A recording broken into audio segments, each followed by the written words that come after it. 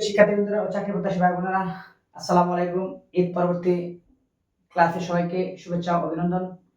আজকে আলোচনা করব দ্বিগু সমাস এবং তৎপুরুষ সমাস। যে দুটো সমাস নিয়ে প্রায় অনেক সময় অনেকে একটু হেজিটেশন ফিল করি।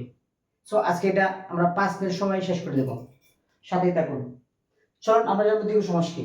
দ্বিগু সমাস হচ্ছে যে সমাসের পরপদের অর্থ প্রাধান্য পাবে, যে সমাসের পরপদের অর্থ প্রাধান্য পাবে এবং পূর্ববর্তী সবসময় একটি সংখ্যাবাচক শব্দ হবে। পূর্ববর্তী সবসময় একটি সংখ্যাবাচক শব্দ হবে। আর একটু সহজ করে যদি বলি, ব্যাস বাক্যের শেষে সবসময় সমাহার বা সমষ্টি যুক্ত থাকবে, সেটি হচ্ছে দ্বিগু সমাস। একটু ক্লিয়ার করে বলি যে সমাসের পূর্ব পদটিতে একটি সংখ্যাবাচক শব্দ থাকবে এবং পরপদের অর্থ প্রাধান্য পাবে, সেটি হচ্ছে দ্বিগু সমাস। চলুন আমরা দ্বিগু সমাসের কয়েকটি উদাহরণ সম্পর্কে জেনে নিই। যেমন আমরা যদি বলি চৌরাস্তা, চৌরাস্তা, ত্রিপদী, যদি বলি তেমাতা, তারপর যদি বলি আমরা শতাব্দী। এখন আসুন, চৌরাস্তা, ত্রিপদী, তেমাতা, শতাব্দী, এরকম। আর যদি বলি দশনন, পঞ্চবটি, সপ্তাহ, যদি আমরা বলি, এগুলো হচ্ছে কি? এগুলো হচ্ছে সমস্তবদ্ধ সমাসবদ্ধ পদ। এগুলা ব্যাস বাক্য করতে গেলে আমরা কি বলবো? যে আমি কিন্তু বলেছিলাম যে শব্দের শেষে সবসময় কি থাকবে? সমষ্টি বা সমাহার থাকবে। সেক্ষেত্রে আমরা কি করবো? সেক্ষেত্রে আমরা হচ্ছে যে এখন জানবো যে চৌরাস্তা মানে কি, চৌ মানে কি, তো চার, সকলে আমরা জানি। চৌ মানে 4, ত্রি মানে কি 3, তে মানে 3, শত মানে কি 100, রাস্তা তো 4 রাস্তা, পদ মানে 3টি পদ, মাথা তো মাথা সকলে জানি, মানে কি বছর। অর্থাৎ আমরা বলি যে 4 রাস্তার সমাহার, 3 পদের সমাহার, 3 মাথার সমাহার, শত অব্দের সমাহার। আর যদি আমরা আরো বলি, যেমন 10 আনন, 10 আননের সমাহার। যদি বলি আমরা সপ্তাহ, সপ্তাহ মানে তো 7। আমি কিন্তু প্রথমে বলছিলাম যে পূর্ববর্তী অবশ্যই একটা সংখ্যাবাচক শব্দ থাকবে। আর হচ্ছে ব্যাস বাক্যে সবসময় কি সমাহার থাকবে? এই যে ব্যাস বাক্যের সমাহার, সমাহার এখানে, এখানে সমাহার, এখানে সমাহার। আমরা এক্স্যাক্টলি আমরা যদি বলি যে মোটামুটি আমাদের দীর্ঘ সমাস শেষ। আরেকটু ক্লিয়ার করে বলি, যে সমাসের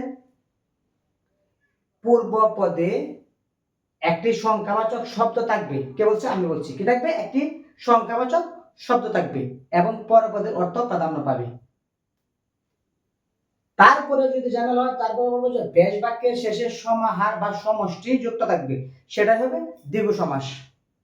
ক্লিয়ার? এখন আমরা যাব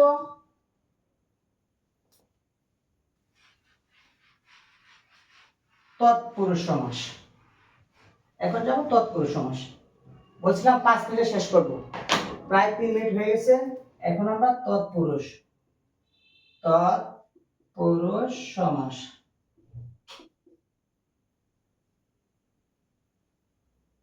এখন জানবো তৎপুরুষ সমাস। এখানে কিন্তু অনেক সময় একটা ঝামেলা হয়। ঝামেলাটা কি? 3টা পদের পরপদে অর্থ প্রাধান্য পায়। যেমন কি কি আমরা সহজে মনে রাখবো? সহজে মনে রাখবো দ্বিতক। দ্বিতক মানে কি? দ্বিতে হচ্ছে দ্বিগু, দ্বিগু সমাস। আর তৎপুরুষ, তৎপুরুষ সমাস। আচ্ছা, কতে কর্ম দ্বারা সমাস। এই 3টি সমাসের সকলে মনে রাখবেন, এই 3টি সমাসের পরপদের অর্থ প্রাধান্য থাকে। মনে রাখবা দ্বিতক, দ্বিতক মানে তিনটি সমাস। যারা পরীক্ষা ম্যাক্সিমাম পরীক্ষা আসে যে কোন সমাসের পরপদের নিচে কোন সমাসের পরপদের অর্থ প্রাধান্য পায়।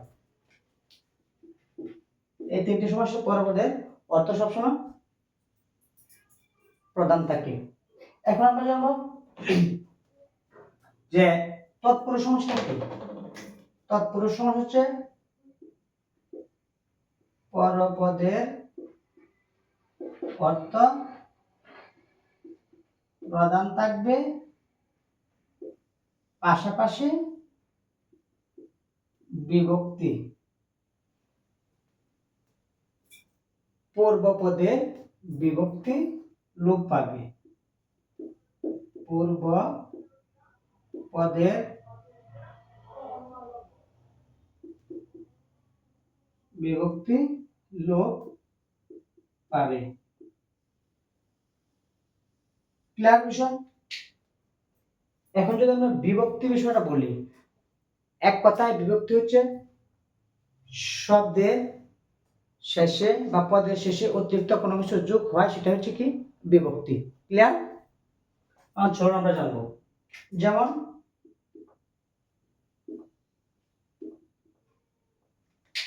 একটু ক্লিয়ার করে বলি যে তৎপুরুষ সমাস যে সমাসের পরপদের অর্থ প্রাধান্য পাবে এবং কি বলছিলাম যে পূর্বপদের বিভক্তি লোপ পাবে। পূর্বপদের বিভক্তি কিন্তু পূর্বপদের বিভক্তি লোপ পাবে, সেটা হচ্ছে কি তৎপুরুষ সমাস। তাহলে চলুন আমরা এখন জানবো তৎপুরুষ সমাস। যদি বলি যে গাছে পাকা,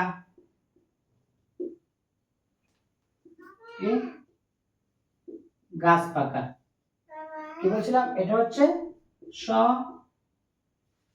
সমাস বদ্ধ পদ, আর এটা হচ্ছে কি বেশ বাক্য। বেশ বাক্যে কি এই যে একটা বিভক্তি লোপ পেয়ে গেছে, ঠিক আছে। অতিরিক্ত শব্দ শেষে অতিরিক্ত কোনো কিছু যোগ করা। যদি বলি যে হাঁসের রাজা, রাজহাঁস। যদি বলি হাঁসের রাজা রাজহাঁস। যদি বলি ছেলেকে বোলানো, ছেলেকে বোলানো, ছেলে বোলানো।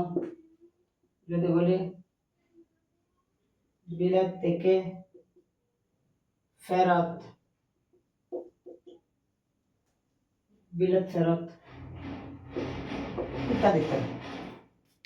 এগুলো হচ্ছে তৎপুরুষ সমাস। তাহলে ক্লিয়ার? বলছিলাম যে পূর্বপদের বিভক্তি লোপ পাবে। পূর্বান্তর সকল যেটা আগে, তার মানে কি এই যে হাঁস এর সাথে এটা লোপ পেয়ে গেছে, হাঁসের রাজা। ছেলেকে বোলানো, ছেলে বোলানো। যদি বলি পথের রাজা, যে রাজার পুত্র, রাজপুত্র। যদি বলি পথের রাজা রাজপথ। ঠিক সেরকমই যে সমাসের পরপদের অর্থ প্রাধান্য পাবে এবং পূর্বপদের বিভক্তিটা কি লোপ পেয়ে যাবে, সেটা হচ্ছে কি আমাদের তৎপুরুষ সমাস। ক্লিয়ার? যদি কারো কোনো সমাস নিয়ে সমস্যা হয়ে থাকে কমেন্টসে জানাবেন এবং আমার ইউটিউব চ্যানেল লিংক দেওয়া আছে, যদি সমস্যা থাকে দেখতে পারেন। ধন্যবাদ।